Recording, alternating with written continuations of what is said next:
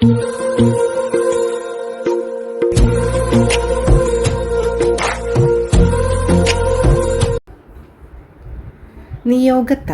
ഭാഗം 33.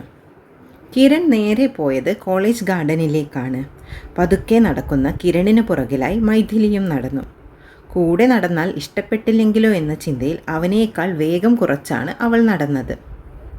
തണൽ മരങ്ങൾ വിരിച്ച സിമൻ്റ് ബെഞ്ചിലിരുന്നു കിരൺ. ക്ലാസ് ടൈം ആയതുകൊണ്ട് തന്നെ അധികം കുട്ടികളൊന്നുമില്ല. ഉള്ളവരാണെങ്കിൽ ക്ലാസ് കട്ട് ചെയ്ത് വന്നിരിക്കുന്ന കുറച്ച് ബോയ്സ്. അവരാണെങ്കിൽ ആരെയും ശ്രദ്ധിക്കാതെ അവരുടെ ലോകത്താണ്. കളിയും ചിരിയും പാട്ടുമായി മറ്റൊരു ലോകത്ത്.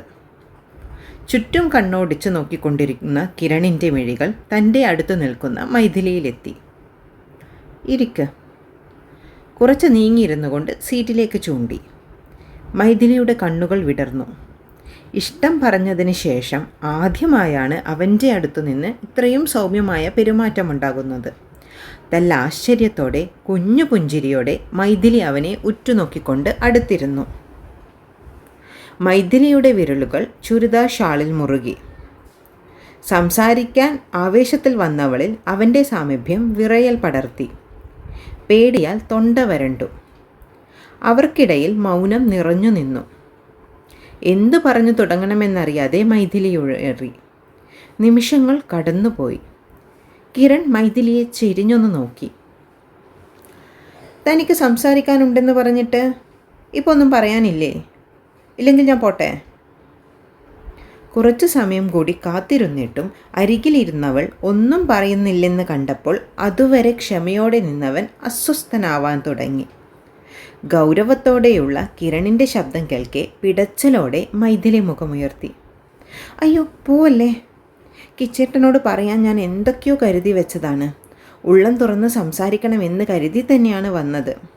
പക്ഷേ പെട്ടെന്ന് വാക്കുകളൊന്നും കിട്ടാത്ത പോലെ. അതാ ഞാൻ എങ്ങനെ പറയണമെന്നോ എവിടെ നിന്ന് തുടങ്ങണമെന്നോ അറിയില്ല. പക്ഷേ ഒന്ന് മാത്രം അറിയാം, കിച്ചേട്ടൻ എൻ്റെ പ്രാണനാണെന്ന്. അതെങ്ങനെ പറഞ്ഞു മനസ്സിലാക്കണമെന്നൊന്നും എനിക്കറിയില്ല. മൈഥിലി കിരണിനെ ചെരിഞ്ഞു നോക്കി. അപ്പോൾ ഒരു നോട്ടം പോലും തൻ്റെ നേർക്കില്ല. പക്ഷേ അവളെ കേൾക്കുന്നുണ്ടെന്ന് തോന്നി. ഒരു നിശ്വാസത്തോടെ മൈഥിലി തുടർന്നു. എൻ്റെ വീട്ടിൽ ഞാൻ ഒരു പെൺകുട്ടിയാണ്. 4 ഏട്ടന്മാരും. ഏട്ടന്മാരുടെ പൊന്നോമന. എന്നെ അത്രയ്ക്ക് ഇഷ്ടമാണ് ഏട്ടന്മാർക്ക്. പക്ഷേ അത്ര തന്നെ സ്ട്രിക്റ്റുമാണ് അവർ. പെങ്ങളെ പൊതിഞ്ഞു പിടിച്ചു വളർത്തുന്നവർ. സ്കൂളിലൊക്കെ ഇഷ്ടം പറഞ്ഞു വന്നവരെയൊക്കെ ഏട്ടന്മാർ വിരട്ടി ഓടിച്ചു വിടുമായിരുന്നു. ഏട്ടന്മാരുടെ ഇഷ്ടം കൊണ്ടോ അതോ ഭയം കൊണ്ടോ എന്തുകൊണ്ടോ അങ്ങനെ ആരോടും ഒന്നും തോന്നാത്തതാ. പക്ഷേ എന്തോ കിച്ചേട്ടനെ കണ്ടുമുട്ടണവരെ ഞാൻ ആരെയും ഒന്ന് വെറുതെ പോലും മിഴികൾ ഉയർത്തി നോക്കിയിട്ടില്ല. ഒരാളോടും പോലും ക്രഷും തോന്നിയിട്ടില്ല. പക്ഷെ ആദ്യമായി ഏട്ടനെ അന്ന് മാളിൽ വെച്ച് കണ്ടപ്പോൾ ഉണ്ടല്ലോ, എൻ്റെ നെഞ്ചൊക്കെ അങ്ങ് പടപടാന്നിടിക്കും പോലെ. കണ്ണിൽ നിന്ന് മറിഞ്ഞപ്പോൾ നെഞ്ചങ്ങ് വിങ്ങും പോലെ. വീണ്ടും വീണ്ടും കാണാൻ കൊതിക്കും പോലെ. ആ കണ്ണിൽ തന്നെ നോക്കി നിൽക്കാൻ, ആ ചിരിയിൽ മയങ്ങിയിരിക്കാൻ, അങ്ങനെ അങ്ങനെ എന്തൊക്കെയോ. എനിക്ക് തന്നെ അറിയില്ലായിരുന്നു എന്താണ് എൻ്റെ ഉള്ളിലെന്ന്. ഇന്നേ വരെ തോന്നാത്ത വികാരങ്ങൾ എന്നിൽ നിറഞ്ഞു. പിന്നീട് യാദൃശ്ചികം പോലെ 2 തവണ കൂടി കണ്ടപ്പോൾ ഞാൻ മനസ്സിലാക്കി എനിക്ക് കിച്ചേട്ടനെ ഇഷ്ടമാണെന്ന്, പ്രണയമാണെന്ന്. അതുവരെ ഏട്ടന്മാരെ ഭയന്ന് എനിക്ക് എന്തോ കിച്ചേട്ടനെ ഓർക്കുമ്പോൾ വല്ലാത്തൊരു ധൈര്യം വരുന്ന പോലെ. ആളെ വേണമെന്ന് മനസ്സ് വാശി പിടിച്ചു കൊണ്ടിരുന്നു. എന്നിട്ടും ഞാൻ മറക്കാൻ ശ്രമിച്ചു. പക്ഷേ ആദ്യം ഈ കോളേജിൽ കണ്ട ദിവസം എനിക്ക് ഉറപ്പായി കിച്ചേട്ടനെ എനിക്ക് മറക്കാൻ കഴിയില്ലെന്ന്.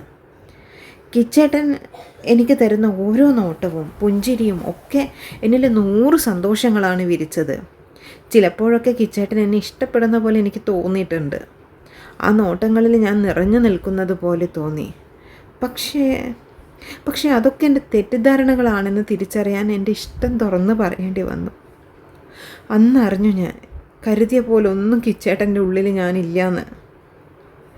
എന്നിട്ടും ഈ മുന്നിൽ വന്നു നിൽക്കുന്നതും പ്രണയത്തിനായി അപേക്ഷിക്കുന്നതും എനിക്ക് അത്രയ്ക്ക് ഇഷ്ടമായതുകൊണ്ടാണ്, എൻ്റെ ജീവനായതുകൊണ്ടാണ്. കിച്ചേട്ടനില്ലാതെ എനിക്ക് മുൻപോട്ട് പോകാൻ വയ്യാത്തത് കൊണ്ടാണ്.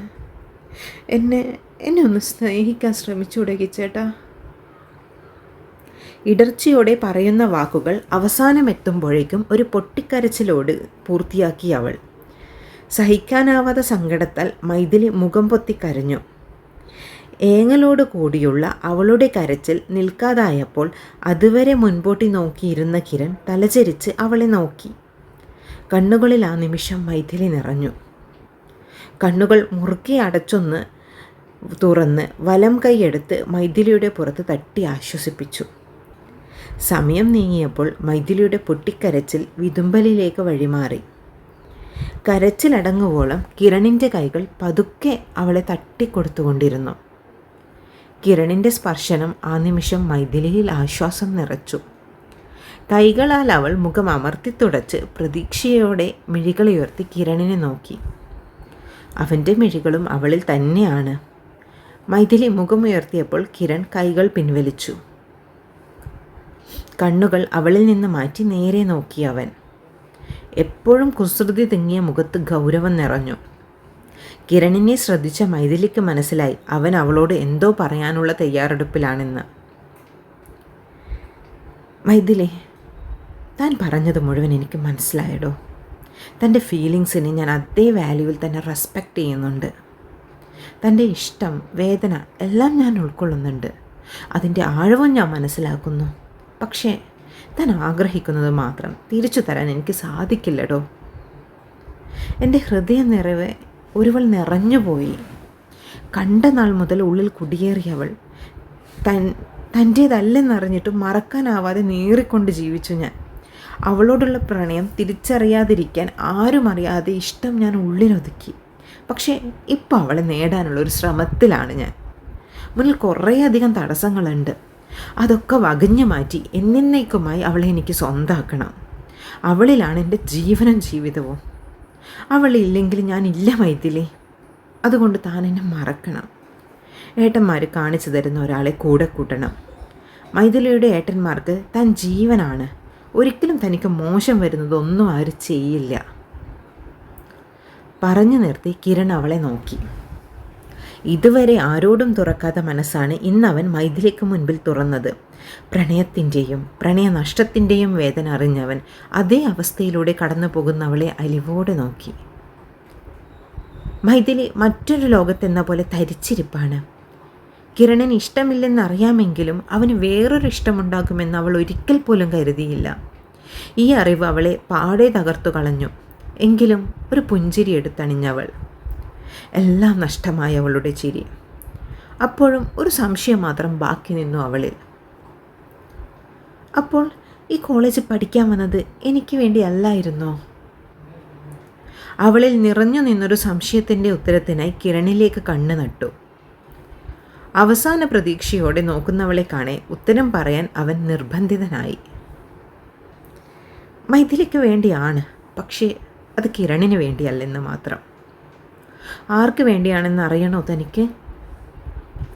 നിർവികാരമായി ചോദിച്ചവൻ. അവസാന പ്രതീക്ഷയുടെ നാളവും അണഞ്ഞതോടെ നിറമിഴികളോടെ വേണ്ടെന്ന് തലയാട്ടിയവൾ. വേറൊരാളുടെ പേര് തന്നോട് ചേർത്ത് പറയുന്നത് കേൾക്കാൻ പോലും അവൾക്കാവില്ലായിരുന്നു. ഇനി ഒരേ ഒരു ചോദ്യം മാത്രമേ ഉള്ളൂ ഉള്ളിൽ. കിച്ചേട്ടൻ്റെ ഉള്ളം കവർന്ന ആളാരാണ്? ഇടറുന്ന ശബ്ദത്തിൽ ഉള്ളിലെ വേദന അമർത്തിക്കൊണ്ട് അതിയായ ആഗ്രഹത്തോടെ ചോദിച്ചവൾ. ആ മനസ്സ് കീഴടക്കിയവളെ അറിയാൻ, അവനെ ആകർഷിച്ചവളുടെ ഗുണഗണങ്ങൾ അറിയാൻ അവൾ ഉള്ളം വെമ്പൽ കൊണ്ടു. ആ ചോദ്യം പോലും കിരണിൽ പുഞ്ചിരി വിരിയിക്കുന്നത് കീറി മുറിഞ്ഞ നെഞ്ചിൽ വീണ്ടും പാടുകൾ വീഴ്ത്തി. എൻ്റെ ദേവി, എൻ്റെ മാത്രം Devi. Nothing more, nothing else Mythili. ഏതോ ഒരു ഓർമ്മയിൽ തെളിഞ്ഞ ചിരിയോടെ കണ്ണുകൾ അടച്ചവൻ മൊഴിഞ്ഞു. ഒട്ടും മായാത്ത ആ ചിരിയോടെ തന്നെ കണ്ണുകൾ തുറന്ന് മൈഥിലിയെ നോക്കിയവൻ. ആ ചിരി അവൾക്ക് പറഞ്ഞു കൊടുത്തു അവൾക്ക് അവിടെ സ്ഥാനമില്ലെന്ന്, ഇനി ഒരിക്കൽ പോലും ലഭിക്കില്ലെന്ന്. വേദനയാൽ പിടയുന്ന ഹൃദയത്തെ അടക്കി നിർത്തി മൈഥിലി നിറകണ്ണുകളോടെ സ്വയം പുച്ഛിച്ചൊരു ചിരിയോടെ കിരണിനെ നോക്കി തലയാട്ടിക്കൊണ്ട് എഴുന്നേറ്റ് നടന്നു. തിരിഞ്ഞു നടക്കുമ്പോൾ നെഞ്ചു പൊട്ടണ വേദനയിലും മൈഥിലിയുടെ ഹൃദയം തിരിച്ചറിയുന്നുണ്ട്. തന്നെ നോക്കി ബെഞ്ചിലിരിക്കുന്നവൻ തൻ്റെ പ്രാണനാണെങ്കിലും ആ പ്രാണൻ്റെ ഉള്ളിൽ തനിക്കൊരിക്കലും സ്ഥാനമുണ്ടാവില്ലെന്ന്. അതിലൊരുവൾ പറിച്ചു മാറ്റാനാവാത്ത വണ്ണം ഇടം നേടിയെന്ന്. നിറഞ്ഞൊഴുകുന്ന മിഴികളെ തടയാനാവാതെ, താങ്ങാനാവാത്ത ഹൃദയവേദനയോടെ കിരണിൻ്റെ മുമ്പിൽ നിന്നും മൈഥിലി ഓടി മറഞ്ഞു. ചില ഇഷ്ടങ്ങൾ അങ്ങനെയാണ്. ആർക്കും ആരെയും പകരം വെക്കാനാവാതെ, നേടാനാവാതെ, വേദന മാത്രം നൽകാൻ വിധിക്കപ്പെട്ടവ. കുറച്ചു സമയം കൂടി കിരൺ അവിടെ തന്നെ ഇരുന്നു. കണ്ണുകളിൽ ഇപ്പോൾ നിറഞ്ഞു നിൽക്കുന്നത് എല്ലാം നഷ്ടപ്പെട്ട ഭാവത്തിൽ തന്നെ നോക്കിയ നിറമിഴികളാണ്. അവൾ തന്നെ ഇത്രത്തോളം ഇഷ്ടപ്പെട്ടിരുന്നുവോ? കിരണിന് ആശ്ചര്യം തോന്നി. പ്രണയം അത് വല്ലാത്തൊരു വികാരമാണ്. ചിലർക്കത് സന്തോഷം നൽകുമ്പോൾ ചിലർക്ക് വിധിക്കുന്നതോ വേദനകൾ മാത്രം. ചിന്തകൾ കൈവിട്ടു പോകുമെന്ന് തോന്നിയപ്പോൾ ഇരു കൈകളാലും മുഖം അമർത്തി തുടച്ച് തലയൊന്ന് കുടഞ്ഞെഴുന്നേറ്റു. വരാന്തയിലേക്ക് നടന്നു കയറുമ്പോൾ ആദ്യം കണ്ണുകൾ തിരഞ്ഞത് മൈഥിലിയെയാണ്. അവിടെയില്ല. തൻ്റെ തുറന്നു പറച്ചിൽ അവളെ ഒന്ന് ഉലച്ചിട്ടുണ്ടാവും. സാരില്ല, ഇത്തിരി വേദനിച്ചാലും സാരില്ല. ഇനി ഒരു നോട്ടം കൊണ്ടുപോലും അവളിലെ പ്രണയം വളർത്താൻ പാടില്ല. വേദന സഹിക്കാനാവാതെ ചിലപ്പോൾ മനസ്സ് തുറന്നു കഴിയാൻ അവൾ ഗേൾസ് റൂമിൽ പോയിട്ടുണ്ടാവും. കരയട്ടെ, കരഞ്ഞ് കരഞ്ഞ് അവസാനം യാഥാർത്ഥ്യം ഉൾക്കൊള്ളട്ടെ. വീണ്ടും വീണ്ടും ചുഴിയിലേക്ക് അകപ്പെടുന്ന ചിന്തകളെ ആട്ടിവിട്ടവൻ. കണ്ണുകൾ മനുവിനിലേക്ക് നീങ്ങി. ആൾ നേരത്തെ നിന്ന് അതേ സ്ഥലത്ത് തന്നെയുണ്ട്. ശ്രദ്ധ പക്ഷേ ഉള്ളിലേക്കാണെന്ന് മാത്രം. കണ്ണുകൊണ്ടും മുഖം കൊണ്ടും ഗോഷ്ടി കാണിക്കുന്ന മനുവിനെ കാണെ അതുവരെ ആശങ്കയോടെ നിന്ന കിരണിന് ചിരി പൊട്ടി. എങ്ങനെ നടന്ന ചെക്കനാ ഇപ്പോൾ സച്ചുവിൻ്റെ പുറകെ മണപ്പിച്ച് നടക്കുന്നത്. അതും പ്രണയത്തിൻ്റെ വേറൊരു ഭാവം. ചിരിയോടെ മനുവിൻ്റെ ഷോൾഡറിനൊരടി വെച്ചു കൊടുത്തു. മനു ഞെട്ടിത്തിരിഞ്ഞു നോക്കി. എത്തിയോ കാമുകൻ? എന്തായി? സെറ്റായോ? എവിടെ എൻ്റെ ഭാവി പെങ്ങൾ? കിരണിനോട് ആകാംക്ഷയോടെ ചോദിച്ചുകൊണ്ട് കണ്ണുകൾ മൈഥിലിയെ തിരിഞ്ഞു. നീ ഇതാരെയും ഇങ്ങനെ നോക്കുന്നേ? മൈഥിലിയാണെങ്കിൽ നോക്കണ്ട, ഇങ്ങോട്ട് വന്നിട്ടില്ല. ആ ഗേൾസ് റൂമിലാറ്റം മോകാൻ പോയിട്ടുണ്ടാവും. കിരൺ വലിയ കാര്യമില്ലാത്ത പോലെ പറഞ്ഞു. കരയാനോ? അവൾ എന്തിനാ കരയുന്നേ? അവൾ കരയാൻ മാത്രം നീ എന്താടാ പറഞ്ഞേ? മനുവിനാകെ ടെൻഷനായി. അവളൊരു പാവം മിണ്ടാപ്പൂച്ചിയാണെന്ന് മനുവിനറിയാം. ഞാനെന്ത് പറയാ? അവൾ അവളുടെ ഇഷ്ടം പറഞ്ഞു, ഞാൻ എനിക്കിഷ്ടമല്ല എന്നും പറഞ്ഞു. അതിന് കരച്ചിൽ വന്നെങ്കിൽ ഞാൻ എന്ത് ചെയ്യാനാ? കിരണിൻ്റെ വാക്കുകളിൽ അനിഷ്ടം നിറഞ്ഞു. നിനക്കിഷ്ടമല്ലെന്നോ? ഇഷ്ടമല്ലെന്ന് പറഞ്ഞോ? അതെന്താടാ? അവൾ നല്ല കുട്ടിയല്ലേ, നല്ല സ്വഭാവം, സുന്ദരി, വെൽ സെറ്റിൽഡ്, പിന്നെ നല്ലോണം പഠിക്കുകയും ചെയ്യും. പിന്നെ എന്താടാ നിനക്കിഷ്ടം തോന്നാത്തത്? നിനക്കാണെങ്കിൽ വേറെ അഫെയറുമില്ല. ഒന്ന് ശ്രമിച്ചു നോക്കിക്കൂടേടാ. എന്തിനാ വിട്ടുകളഞ്ഞേ? ഇനി ഞാൻ അവളെ ആദ്യം ഇഷ്ടപ്പെട്ടതാണോ മൈഥിലിയെ വേണ്ടെന്ന് വെക്കാനുള്ള കാരണം? ആശങ്കയോടെ കിരണിനെ നോക്കി അവൻ. മനുവിൻ്റെ വാക്കുകൾ കേൾക്കെ തിരിച്ച് കിരൺ അവനെ രൂക്ഷമായി നോക്കി.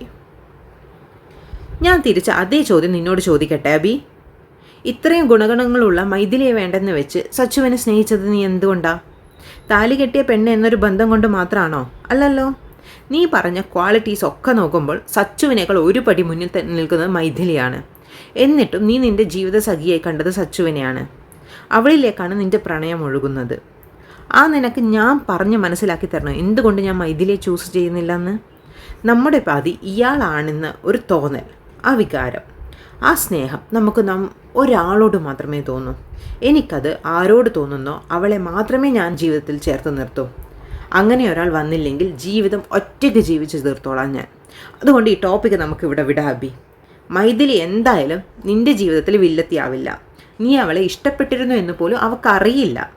നിൻ്റെ ജീവിതത്തെ ഓർത്താണ് നിനക്ക് ഈ വിഷയത്തിൽ ഇത്ര തിടുക്കമെങ്കിൽ ആ ഭയം നീ മാറ്റി വെച്ചോളൂ. സച്ചു നിന്നെ സംശയിക്കുമെന്ന പേടിയിൽ നിൻ്റെ ജീവിതം സെക്യൂർ ആക്കാൻ വേണ്ടി എന്നെ ഇതിലേക്ക് വലിച്ചിടണ്ട അബി. മുറുകിയ ശബ്ദത്തിൽ പറഞ്ഞുകൊണ്ട് കനത്ത നിശ്വാസത്തോടെ പുറത്തേക്ക് നോക്കി നിൽക്കുന്നവനെ കാണെ മനു സ്തംഭിച്ചുപോയി. ഇന്നേ വരെ ഇതുപോലെ ഹാർഡായി കിരൺ മനുവിനോട് സംസാരിച്ചിട്ടില്ല. കണ്ട നാൾ മുതൽ ഈ കഴിഞ്ഞ നിമിഷം വരെ ഒരിക്കൽ പോലും വാക്കുകൾ കൊണ്ടുപോലും തെറ്റിപ്പിരിഞ്ഞിട്ടില്ല. പലപ്പോഴും മനു ദേഷ്യപ്പെട്ട് സംസാരിക്കുമ്പോൾ പോലും ക്ഷമയോടെ പുഞ്ചിരിയോടെ കേട്ടു നിൽക്കുന്നവനാണവൻ. എന്നും കുസൃതിച്ചിരി മുഖത്ത് തങ്ങി നിൽക്കുന്നവനാണ് ഇന്ന് ഇത്രയും ഗൗരവത്തോടെ രൂക്ഷമായി സംസാരിച്ചത്. കടന്നുപോയ നിമിഷങ്ങളും വാക്കുകളും ഓർക്കെ മനുവിന് നെഞ്ചു വിങ്ങി. കിരൺ അപ്പോഴും ഉള്ളിലുള്ള അമർഷം അടക്കാനെന്നോണം കൈകൾ അരഭിത്തിയിൽ അമർത്തിക്കൊണ്ടിരുന്നു. ഒട്ടൊരു നിമിഷത്തിന് ശേഷം കിരൺ മുഖം ചെരിച്ച് മനുവിനെ നോക്കി. ഞാൻ വീട്ടിൽ പോവുകയാണ്, ഇവിടെ നിന്നാൽ ശരിയാവില്ല. ചുവന്ന് വിങ്ങിയ മുഖത്തോടെ തെളിച്ചമില്ലാതെ കിരൺ മനുവിനോട് പറഞ്ഞുകൊണ്ട് തിരിഞ്ഞു നടന്നു. കിരണും ഉള്ളിനനുഭവിക്കുന്ന സംഘർഷം മനു അവൻ്റെ മുഖത്ത് തെളിഞ്ഞു കണ്ടു. ഡാ പോവല്ലേടാ, ഞാൻ പറയുന്നതൊന്ന് നീ കേൾക്ക്. മനു കിരണിൻ്റെ കയ്യിൽ മുറുക്കി പിടിച്ചു. കൈവിടാൻ ബേ, ഇപ്പോൾ സംസാരിച്ചാൽ ശരിയാവില്ല. ഞാൻ ആകെ ഡിസ്റ്റർബ്ഡാണ്. ഞാൻ വരാം, ഒന്ന് റിലാക്സ്ഡ് ആയിട്ട് വൈകുന്നേരം ഫ്ലാറ്റിലേക്ക് വരാം. വൈകിട്ട് സംസാരിക്കാം നമുക്ക്. നിർവികാരമായി മനുവിനെ ഒന്ന് നോക്കി കിരൺ വേഗത്തിൽ വരാന്തയിലൂടെ നടന്നു. താഴത്തെ നിലയിലേക്ക് ഇറങ്ങി പാർക്കിങ്ങിലേക്ക് നടക്കുമ്പോൾ കണ്ണുകൾ ഗേൾസ് റൂമിലേക്ക് നീണ്ടു. ടേബിളിൽ തല വെച്ചുകൊണ്ട് കമിഴ്ന്നു കിടക്കുന്നവളുടെ വിറച്ചുകൊണ്ടിരിക്കുന്ന ശരീരം കാണെ അവൾ കരയുകയാണെന്ന് അവന് മനസ്സിലായി. അത് കാണെ കിരണിനുള്ളിൽ ഒരു വിങ്ങൽ തോന്നി. അങ്ങോട്ടേക്ക് പോകാൻ കാലുകൾ നീണ്ടെങ്കിലും ആ നിമിഷം തന്നെ എന്തോ ഓർത്തവൻ കാറ്റുപോലെ പുറത്തേക്ക് പാഞ്ഞുപോയി. ഗ്രൗണ്ടിലൂടെ സ്പീഡിൽ ഓടിച്ചു പോകുന്ന കിരണിൻ്റെ ബൈക്ക് കണ്ട് ഫസ്റ്റ് ഫ്ലോറിൽ നിന്ന് നോക്കുന്ന മനുവിൻ്റെ നെഞ്ച് വിങ്ങി. ഉറ്റ ചങ്ങാതിയാണ്, ഇന്ന് വരെ തൻ്റെ എല്ലാ നല്ലതിനും കൂട്ടുനിന്നവൻ, തെറ്റുകൾ ക്ഷമയോടെ പറഞ്ഞു തിരുത്തി തന്നവൻ, മൈഥിലിയോടൊരിഷ്ടം തോന്നുന്നെന്ന് പറഞ്ഞപ്പോഴും സച്ചുവാണ് പ്രണയമെന്ന് പറഞ്ഞപ്പോഴും ഒക്കെ കൂടെ നിന്നവൻ, ഞാൻ പറയാതെ തന്നെ എൻ്റെ മനസ്സിലാക്കിയവൻ, സച്ചുവിനെ നേടാൻ അവളോട് സംസാരിച്ചവൻ, എന്നും എല്ലാ ആപത്ഘട്ടത്തിലും കൂടെ നിന്നവൻ. എന്നിട്ടും എന്തേ അവൻ്റെ മനസ്സിലാക്കാനത്തെ പോയി ഞാൻ? ഇഷ്ടം അത് നിർബന്ധിച്ച് തോന്നിപ്പിക്കേണ്ടതാണോ? അവൻ്റെ ഇഷ്ടങ്ങൾക്ക് മുൻതൂക്കം കൊടുക്കാതെ അവനെ നിർബന്ധിച്ച ഞാനല്ലേ തെറ്റുകാരൻ? അവസാനം സഹികെട്ടാവില്ലേ അവൻ ഇത്രയെങ്കിലും തന്നോട് പറഞ്ഞിട്ടുണ്ടാകുക? മനുവിന് കിരണിനെ കാണണമെന്ന് തോന്നി. അവൻ്റെ നെഞ്ചാകെ കലങ്ങി മറഞ്ഞു. നിറഞ്ഞു തുടങ്ങിയ കണ്ണുകൾ ഷോൾഡർ ഉയർത്തി അമർത്തി തുടച്ചുകൊണ്ട് തലപൊക്കുന്ന നിമിഷമാണ് സച്ചു ക്ലാസ് കഴിഞ്ഞ് പുറത്തേക്ക് ഇറങ്ങി വന്നത്. സച്ചു കണ്ട കാഴ്ചയിൽ സ്തംഭിച്ചുപോയി. സച്ചുവിൻ്റെ കണ്ണുകൾ കിരണിനെ തിരഞ്ഞു. കിരണിൻ്റെ അഭാവവും മനുവിൻ്റെ ഭാവവും എന്തോ സംഭവിച്ചിട്ടുണ്ടെന്ന് അവൾക്ക് മനസ്സിലാക്കി കൊടുത്തു. കാലുകൾ അവനിലേക്ക് നീങ്ങി. എന്താ കണ്ണ് നിറഞ്ഞിരിക്കുന്നേ? എന്ത് പറ്റിയേട്ടാ? ആദ്യയോടെ മനുവിൻ്റെ മുഖം ആകെ നോക്കിയവൾ. കിരൺ അവൻ പറഞ്ഞു തുടങ്ങുമ്പോഴേക്കും ഒരു പറ്റം കുട്ടികൾ പുറത്തേക്ക് വന്നു. അവരെ കടന്നവർ നടന്നു നീങ്ങുമ്പോൾ മനു പറഞ്ഞു വന്നത് നിർത്തി. നീ പൊക്കോ, വൈകിട്ട് നമുക്ക് സംസാരിക്കാം. എന്നിട്ടും പോകാതെ നിൽക്കുന്നവളെ നോക്കി കണ്ണുരുട്ടി കാണിച്ചിട്ട് മനു പുറത്തേക്ക് വരുന്ന ആൽഫിക്കും മിഥുനും അടുത്തേക്ക് നീങ്ങി. ചുറ്റുമൊന്ന് നോക്കി സച്ചു സ്റ്റാഫ് റൂമിലേക്ക് നടന്നു. കോറിഡോറിൻ്റെ അറ്റത്തെത്തിയപ്പോൾ അവളൊന്ന് തിരിഞ്ഞു നോക്കി. ആൽഫിയുടെ ചുമലിൽ തലവെച്ച് മിഥുനിൻ്റെ ആശ്വാസ തലോടലേറ്റുകൊണ്ട് കണ്ണുകൾ അമർത്തി തുടക്കുന്ന മനുവിനെ കാണെ സച്ചുവിൻ്റെ നെഞ്ചും വിങ്ങി. ഞാനും കൂടെ ഇല്ലേ? എന്നോട് കൂടി പറഞ്ഞൂടെ? മനസ്സ് നിറഞ്ഞ വേദനയിൽ കലഹിച്ചു തുടങ്ങി. തുടരും. നാളെ അടുത്ത പാട്ടുമായി ഇതേ സമയം ഞാൻ എത്തുന്നതായിരിക്കും. അപ്പോൾ കഥ ഇഷ്ടപ്പെടുകയാണെങ്കിൽ എന്നെ സബ്സ്ക്രൈബ് ചെയ്യാൻ മറക്കരുത്, സപ്പോർട്ട് ചെയ്യാൻ മറക്കരുത്, കമൻറ്റും ഇടരുത്. കമൻറ്റ് ഇടാൻ വൻ മടിയാട്ടോ നിങ്ങൾക്ക്. നിങ്ങളുടെ കമൻറ്റുകളാണ് എൻ്റെ ഊർജ്ജം. അതുകൊണ്ട് മറക്കാതെ കമൻറ്റുകളും ഇടണം. താങ്ക്